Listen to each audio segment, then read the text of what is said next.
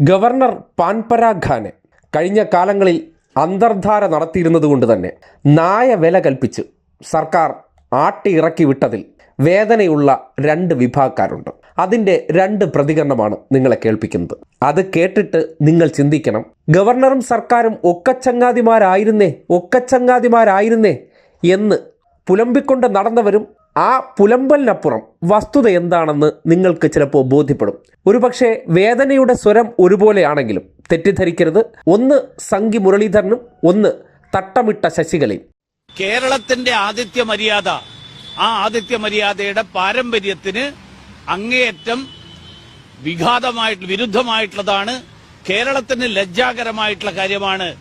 കേരളത്തിന്റെ പ്രഥമ പൗരനായിട്ട് കണക്കാക്കപ്പെടുന്ന വ്യക്തി അദ്ദേഹം സ്ഥാനമൊഴിഞ്ഞു പോകുമ്പോൾ സർക്കാരിന്റെ മന്ത്രിസഭയുടെ ഒരു പ്രതിനിധി പോലും ചെന്നില്ല എന്നുള്ളത് ഒരു ചോദ്യം പ്രസക്തമാണ്. ഇവിടെ കൃത്യമായിട്ടൊരു കീഴ്വഴക്കമുണ്ട്.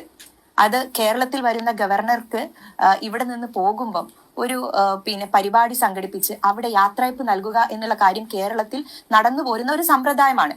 പക്ഷെ അത് നമ്മുടെ എവിടെയും ഭരണഘടനയിലോ മറ്റുള്ള കാര്യത്തിലൊന്നും പറഞ്ഞിട്ടില്ല. അത് ഇത്തവണ ഉണ്ടായിട്ടില്ല എന്ന് പറയുന്നത് എടുത്തു പറയേണ്ട വിഷയം തന്നെയാണ്. അതിനോടൊപ്പം തന്നെ എന്തുകൊണ്ട് ആ കീഴ്വഴക്കം ലംഘിച്ചു എന്നുള്ളതിന് മറുപടി പറയേണ്ടത് കേരളത്തിലെ സർക്കാരാണ്, അല്ലെങ്കിൽ ഇവിടെ ഭരിക്കുന്ന ആ പാർട്ടിയാണ്.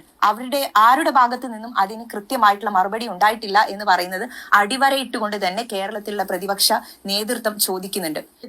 ഒരേ താളത്തിൽ ഒരേ ഭാവത്തിൽ വേദന പങ്കുവയ്ക്കുന്നുണ്ടെങ്കിൽ സ്വാഭാവികമായിട്ടും സർക്കാർ ചെയ്ത പ്രവൃത്തി ആരെ ആയിരിക്കും വേദനിപ്പിച്ചിട്ടുണ്ടാവുക? സംഘികളെ വേദനിപ്പിച്ചത് നമുക്ക് മനസ്സിലാക്കാം. സ്വാഭാവികമായിട്ടും സംഘികൾക്ക് വേണ്ടി വിടുപണി ചെയ്തിരുന്ന വ്യക്തിയെ ഈ രീതിയിൽ അവഹേളിച്ച് വീടുമ്പോൾ നമുക്ക് വേണ്ടി പ്രവർത്തിച്ചിരുന്ന ഒരാൾ അപമാനിക്കപ്പെട്ടു പോകുന്നതിൻ്റെ വേദന ഉണ്ടാകാം. പക്ഷേ മുസ്സംഗി ലീഗിലെ തട്ടമിട്ട ശശികലയ്ക്ക് വേദന ഉണ്ടായത് എന്തിൻ്റെ അടിസ്ഥാനത്തിലായിരിക്കും? ചിന്തിച്ചുകൂടെ? ഈ നാട്ടിൽ ഇത്രമാത്രം തോന്നിവാസങ്ങൾ നടത്തിയ, സർക്കാരുകളെ അസ്ഥിരപ്പെടുത്താൻ ശ്രമിച്ച, ഉന്നത വിദ്യാഭ്യാസ മേഖലയിൽ കാവ്യവൽക്കരണം നടത്താൻ പ്രയത്നിച്ച ഒരു വ്യക്തിയെ ഈ രീതിയിൽ അവഹേളിച്ചു വിടുമ്പോൾ സ്വാഭാവികമായിട്ടും മതേതര ബോധമോ അല്ലെങ്കിൽ സംഘി സ്നേഹമില്ലാത്തവർക്ക് അത് സന്തോഷമാണോ ഉണ്ടാക്കുക, വേദനയാണോ ഉണ്ടാക്കുന്നത്? ചിന്തിക്കുന്നവർക്ക് കാര്യങ്ങൾ ബോധ്യപ്പെടും. ഈ രീതിയിൽ അന്തർധാര നടത്തി അവർക്ക് വേണ്ടതും അവരുടെ ആഗ്രഹങ്ങൾ കൂടി നിറവേറ്റിയിരുന്ന പാൻപരാഗ് ഈ രീതിയിൽ ഇറക്കി വിട്ടപ്പോൾ വല്ലാത്ത വേദന ഉണ്ടാകുന്നുണ്ട്. കോൺഗ്രസ്സുകാർക്കും മുസ്സംഗി ലീഗിലും സഹിക്കാൻ പറ്റുന്നില്ല. അതുകൊണ്ടാണ് ലീഗ് വളർത്തിക്കൊണ്ടുവരുന്ന തട്ടമിട്ട ശശികലയ്ക്ക് ഈ രീതിയിൽ ഒരു ചാനൽ ചർച്ചയിൽ പറയേണ്ടി വന്നത്. കാര്യം അദ്ദേഹം എടുത്ത നിലപാടുകൾ, അദ്ദേഹം എടുത്ത പ്രവൃത്തികൾ എത്രമാത്രം ഞങ്ങൾക്ക് സന്തോഷം തന്നതാണ്.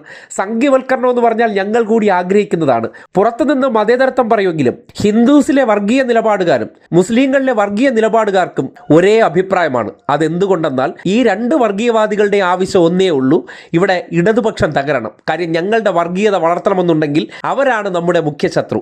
അതുകൊണ്ടാണ് ആരിഫ് മുഹമ്മദ് ഖാൻ കാട്ടിയ പ്രവർത്തനങ്ങൾക്ക് അദ്ദേഹത്തിന് കൊടുത്ത അപമാനിക്കൽ അത് ഇവരെ രണ്ടുപേരെയും ഒരേപോലെ പൊള്ളിക്കുന്നതും അതുകൊണ്ടാണ് രണ്ടു പേർക്കും ഒരേ സ്വരമുണ്ടാകുന്നത്.